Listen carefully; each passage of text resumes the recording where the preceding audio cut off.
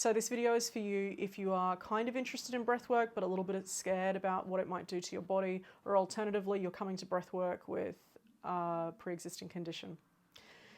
Hi, my name is Christine Dawkins. I'm a multimodality certified breathwork and meditation teacher, and in this video I'm going to be talking about my family's really awful health history and how this influenced me on my way into using breathwork, as well as how it influences me as a teacher of breathwork. So my journey with this in terms of understanding poor health started when I was 6 years old. I was the baby of my family, and my dad, who was 49 at that point in time, had a massive heart attack. Now, we were really lucky because he fainted. He was going for a jog in the park and he collapsed, and he was then taken to hospital. This was like 1989, and he had a massive heart attack in hospital, and that was basically the only reason that he didn't die. So we were very, very lucky then, but that was the moment that we sort of started to realize things are not good. Now, to set the scene, my dad was very fit and healthy. He was still doing triathlons at like 48. He was swimming even after that heart attack, kilometers out into the ocean, which I grew up in Australia. We got sharks and stuff really close to the beach. So doing that, you've got to have balls and know that you can outswim the shark. So he was still doing that even after his first heart attack. So my dad was in good shape, and it kind of taught me that fitness alone cannot be your ticket to wellness. So after his first heart attack, he developed like severe depression. Some even sort of believe potentially bipolar, which may have been a little bit pre-existent. But he did have mental health issues after that first initial heart attack for quite a while. Then about 18 years later or so, he had another heart attack, and that then resulted in him needing a pacemaker put into him. And in between that period of time, he also had an infection in his spine where some of the bone had to be removed from his spine so that he could just walk and not be in pain and sit up properly, these sorts of things. And he also had a number of minor strokes, which we weren't actually aware of at the time when they were happening, but we were always finding out after the fact. And then in his last 12 years of life, he developed dementia. And it was a type of dementia which was influenced by the fact that the plaque in his arteries going to his brain had hardened completely. And his brain was being starved of oxygen, and effectively his brain just started dying before he did. And so with this particular type of dementia, he had it for 12 years, which means he was really seriously progressed into it by the end. You never die of dementia, you always die of something else. And at the very end of his life, his heart kept trying to stop.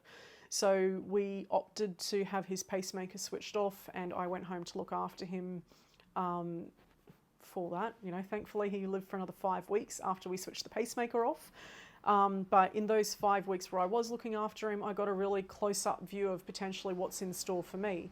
By the end, because his brain was dying, he'd lost all the neural connections for things like knowing words, being able to communicate in a sentence, being able to feed himself, because you're sending the chemical messenger to your hand to lift your hand to feed yourself, and it's just not working anymore because it's not there.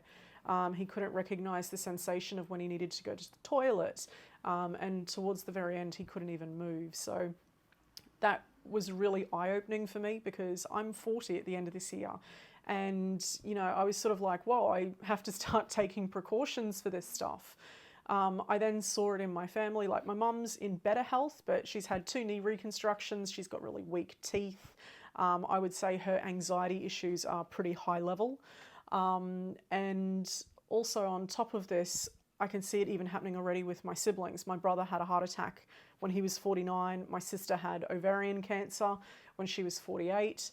And the only reason we found out she had ovarian cancer, because it's normally like a silent killer, as they call it, we were really lucky, but she had a hole in her heart, and that did something that caused a blood clot in her leg. And that's how we actually, through deduction, managed to find that she had ovarian cancer. And like the cysts that she had, by the time that the blood clot occurred, the tumours were like 4 and 7 centimetres, which is for cancer huge.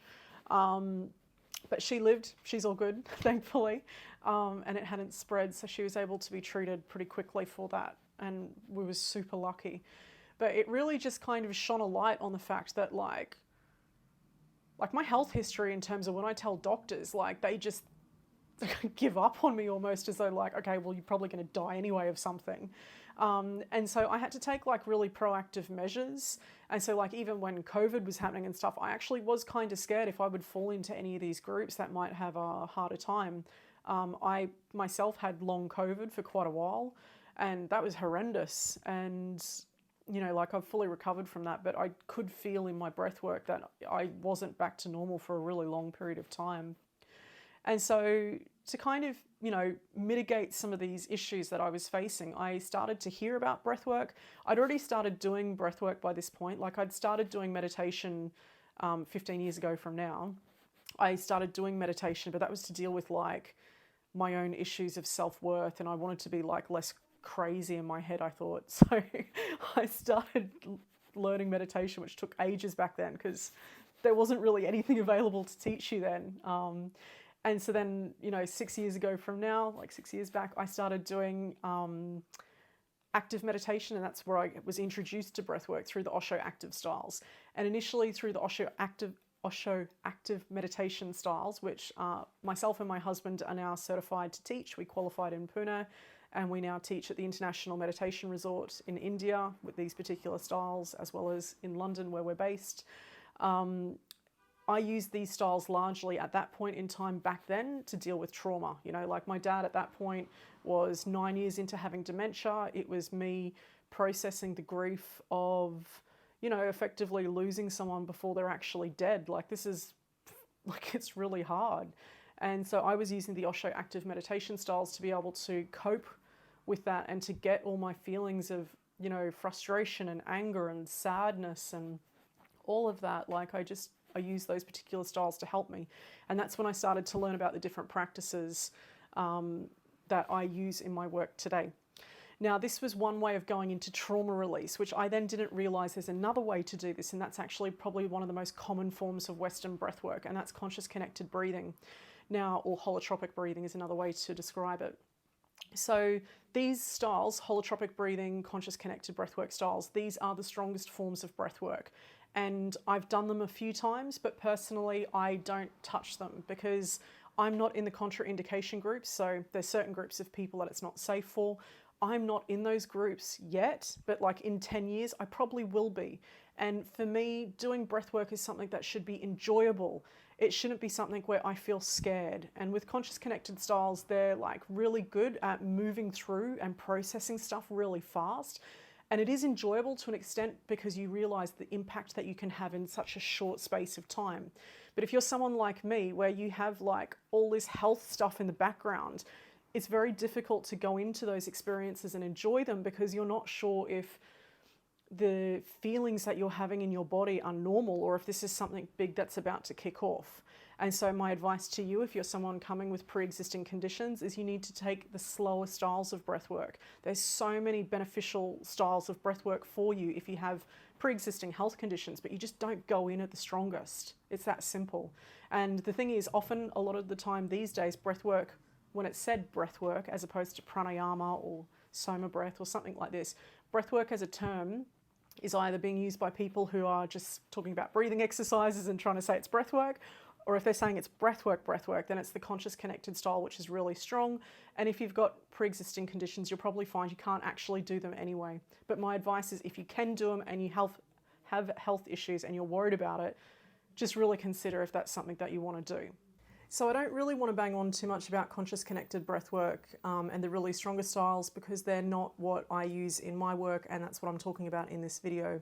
But what I will say is if you can find a guide who does do this, they go very, very slow, you feel safe with them, and you also talk about what your limits are, then I think this could be okay, but it's just not what I'd be advising my clients to do. So if you're new to breathwork and you kind of want to test the waters with it, I'd really recommend Pranayama. This is the ancient Indian yogic technique.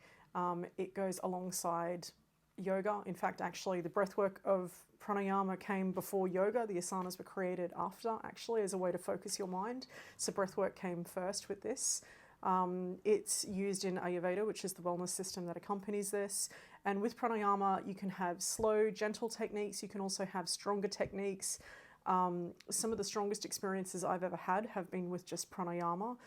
which often a lot of people think it's really basic and it's whatever.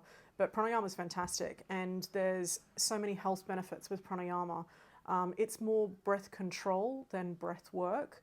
But the actual, as I said, the health benefits are huge, and you can really pinpoint what you want from the techniques and you get those results. There's so much scientific research backing the wellness that comes and the health benefits that come from these breathing techniques.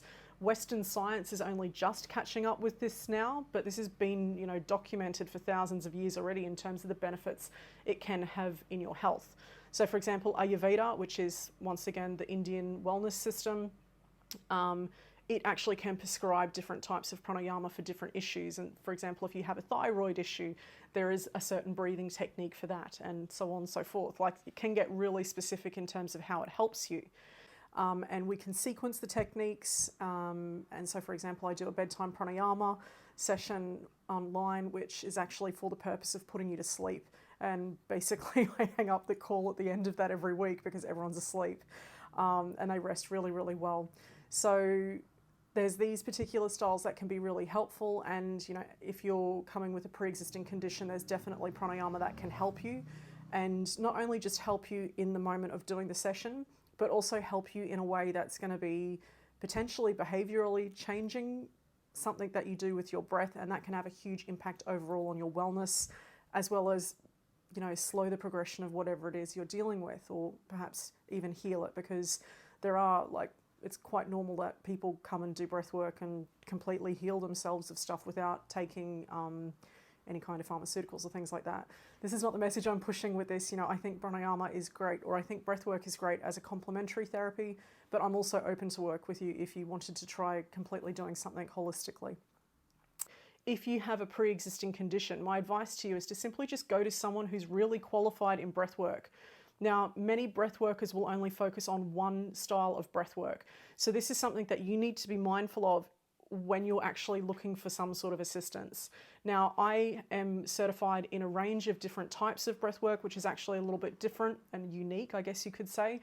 But the reason for this is because I can't just go to one particular style to get what I need, because I have health conditions in my family's history and I'm not willing to take risks. And it's the same with my clients. Like if you have pre-existing conditions, I can help you achieve the outcomes that you want, but it may not be what you just think you need. There's certain ways to go about it. So the styles that I teach personally are OSHO active meditations, which I use for trauma release, for emotional well-being, mental issues in terms of not necessarily mental health, but more about processing your own inner journey. That's the OSHO active meditation styles. One thing I will say though is I've always really trusted the OSHO styles of meditation, because when they were being developed, OSHO worked for years with doctors, with psychiatrists, with psychologists, and he was making sure the whole way that everything was perfectly safe for people. So the final product of what you do in those particular meditations, it's totally fine. But also on top of that, it's one of these things where you can put your own level of effort into it. So with meditations like dynamic, which are quite strong active styles, the level of intensity you go to with that is completely up to you. So I like that about the active meditations. And it's also something that you feel really good from afterwards, because it's also moving your body. It's that somatic practice as well. One thing I will say though is there is that kind of maybe limitation possibly if you have some kind of issues around, mobility or, something to do with your health in this way, then we just have to be a little bit more careful about what particular techniques we choose for you to try. But there's so many different styles, he's got 114 basic meditations and then another 108 of a different style. So there's loads to choose from, and they all have different effects. So it's kind of like going into a candy shop or just meditation in general, breathwork in general. It's like going into a candy shop and picking out which ones work for you. Now the thing is with OSHO styles of active meditation, a lot of them require you to be up and moving around. So if this is likely to be an issue for you, then we would have to look at very specific techniques that could achieve what you want, but also are within the limits of what you're capable of doing. On top of this, if you wanted something perhaps a little bit stronger and a little bit more intense in sensation, the other style that I teach is SOMA breath, At this point, I'm an advanced instructor with SOMA Breath. I'm moving up to become a neurosomatic breath therapist and master, but at this point, I'm still at my advanced instructor level. And with this particular style, it's really easy, it's really relaxing. You lie down, you're always breathing in through the nose, which makes it less activating for you than other types of breath work. It's like a really low level, conscious connected breath work. So in what I was saying in terms of that other trauma release modality of breath work, this is a little bit the same, but it goes like 85% slower. So what you would achieve after 5 minutes in conscious connected breath work in SOMA Breath, you achieve after maybe 30 minutes. So you go through this whole other experience of just deep relaxation and feelings of just beautiful amazingness with SOMA Breath. And it's through this that we actually work with your subconscious if you would like. You can work on particular issues. You can work on eradicating pain from your body. There's so many different things that we can do with SOMA Breath. And also with SOMA Breath, we use extended breath holds. Now, this won't be suitable for everybody that does this particular technique, this particular style of breath work. So there are certain groups that we're really cautious about. We don't take risks. But SOMA Breath has the ability to generate stem cell production, which is huge. And, this is what's available to you. So SOMA Breath is actually based on Pranayama techniques, but it's sequenced in a certain way. And then it has meditation music, which is proprietary to SOMA Breath. I think I said that right. Basically SOMA Breath owns the music, and the music is created in a way to boost the experience. And because with SOMA Breath, you're breathing into your stomach more so than into your chest, you're having a less emotional reaction with whatever's going on. So SOMA Breath's great because you can use it for the purpose of release if you want, like it's there for that purpose if you want, but it's also just there for deep relaxation and focusing on wellness. And it's a really yummy, great, fantastic technique. I really advise everyone gives SOMA Breath a go, because regardless of what pre-existing condition you have, everyone always has these really amazing experiences, even if we have to modify the techniques a little bit for you. So it's kind of like a medium range level of breath work, but it's a really nice one to dip your toes into and get the really good feels. Because coming back to that, I really feel like if you're going to do something like breath work, one, it should make a noticeable difference to your life, and two, it should feel good. And I guess this is like the underpinning ethos I have with what I'm doing. So in my particular styles, I don't take risks. I talk to the clients about what they're comfortable with. I don't sneak them up into anything. Like, you're fully aware of what's going to happen usually, before you go into any kind of experience, and I don't push you past your limits. And I think this is also something that's really important for when you're perhaps looking to work with an instructor. Talk to them. Like if you're someone coming with pre-existing health conditions, it may be best for you to try and find an instructor in person.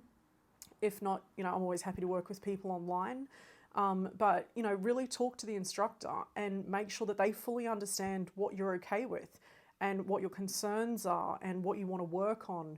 And just make sure that they're on the same page as you, because you don't want someone who's going to just try and take you to the next level, particularly if you're already feeling a little bit nervous about what this might be like in your body, or what kind of effects it might have with your pre-existing health conditions.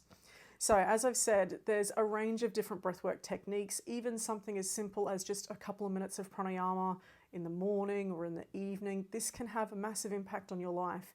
And with that, it's something that you really should try to build into your life. I don't know if I said before, but we have a history of high cholesterol in our family. Like my sister who had cancer, she was a super fitness person. My dad, everyone has super high cholesterol, even though they're really cautious about it. They're all on medication for it.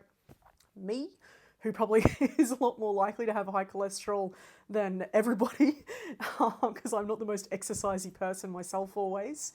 I don't have any cholesterol.